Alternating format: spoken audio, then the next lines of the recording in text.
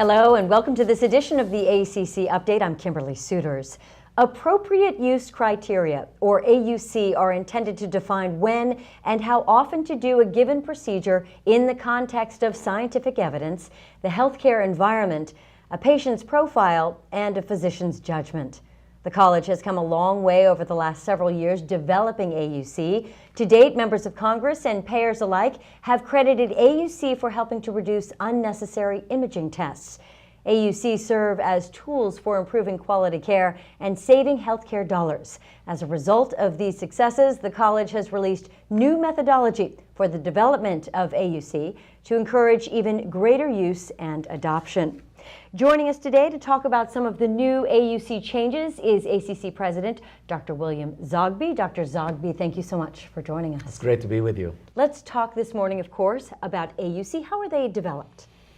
Well, AUC tell us basically of when to do a certain procedure or management, and they were developed by an expert panel relying on the evidence from the American College of Cardiology and our partner societies, and also from expert opinion when there is no evidence to support, clinical decision making.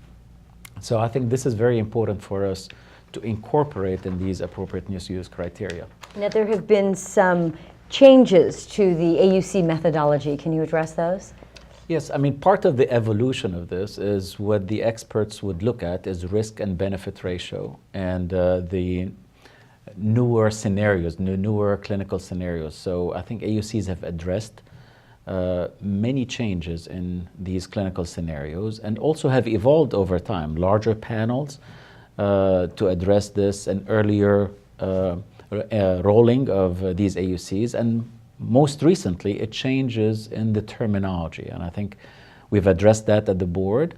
And what you see, the changes in terminology is changes from appropriate, uncertain, and inappropriate to terminology that addresses more the clinical scenario, as well as that these AUCs are more population-based. So the terminology will be appropriate care, maybe appropriate care, or rarely appropriate care. And these turn out to be much better terms. Much better. I think we've done quite a bit of research to do this. We even talked to the inventors of the methodology to get their approval and their thoughts regarding that. So a lot of research went into that, and this will be rolling out early 2013 with a communication for that. All right, so you answered part of our next question, and that is, does the ACC have other plans for AUC moving forward?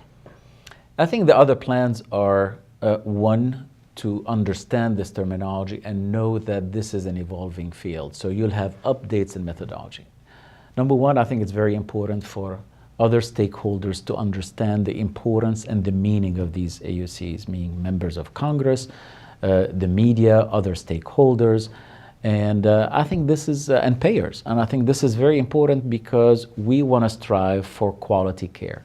Now, these would not be a substitute for clinical judgment. Clinical judgment is certainly very important when you deal with so many comorbidities and other factors, but I think at least it's a guide to help us. Everyone's speaking the same language. Exactly. And last but not least, is patient engagement. I think these are, in a way, a starting of a conversation with patients, and that's why we joined Choosing Wisely campaign from the American Board of Internal Medicine Foundation.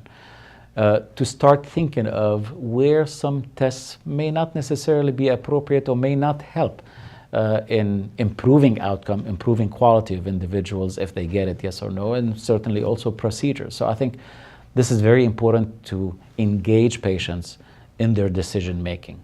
Dr. Zogby, thank you so much. Pleasure being with you. To learn more about the methodology changes, go to cardiosource.org/focus. There you'll find useful ACC tools and resources that help ensure the most appropriate care at just the right time. That's it for this ACC update. Join us again and stay tuned to CardioSource for all the latest news from your college. I'm Kimberly Suiters. Thanks for watching.